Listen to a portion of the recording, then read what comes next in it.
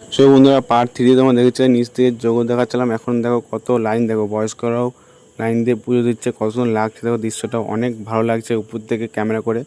So বন্ধুরা finally আমার মায়ের মন্দির ভিতরে ঢুকে গেছি। এ দেখো মায়ের দর্শন তোমরা সবাই দেখে নাও। জয় মা দুর্গা, জয় মা কালী, জয় মা তারা, জয় মা তারা। দেখো কত সুন্দর লাগছে ভিতরটায়। দেখো জয় মা তারার মূর্তি দেখতে পাচ্ছি। সো ফাইনালি আমাদের পুজো দেওয়া কমপ্লিট হয়ে গেছে। দেখো আমার টিপ ফোটা সব নেওয়া হয়ে গেছে। আর সাদা জামাটা পুরোটা সিঁদুর লেগে গেছে, কেউ সাদা জামা পরে পুজো দিতে আসবে না। সো বন্ধুরা আমাদের পুজোটা কমপ্লিট হওয়ার পর আমরা ভাবলাম সবাই মিলে একটা ফটোশ্যুট করবো। তো সব লাইন বাই দাঁড়াচ্ছে, আমি দু তিনটে ফটো তুলে নেবো, তারপরে আমিও ফটো তুলবো। সো ফাইনালি আমাদের ফটো তোলা কমপ্লিট হয়ে গেছে। এখন বাইরের দিকে যাওয়া হচ্ছে, মানে আমাদের যে রুম ভাড়া নিয়েছি সেই রুমের দিকে যাব বা অন্য একটা কাজ করব। তো তোমরা নেক্সট পার্টগুলো তো অবশ্যই তোমরা দেখতে পাবে।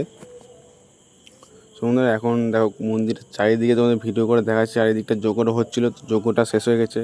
আর মায়ের মন্দিরে এখন মায়ের গেটটা খোলা হবে, সেটা তোমার পরে ভিডিও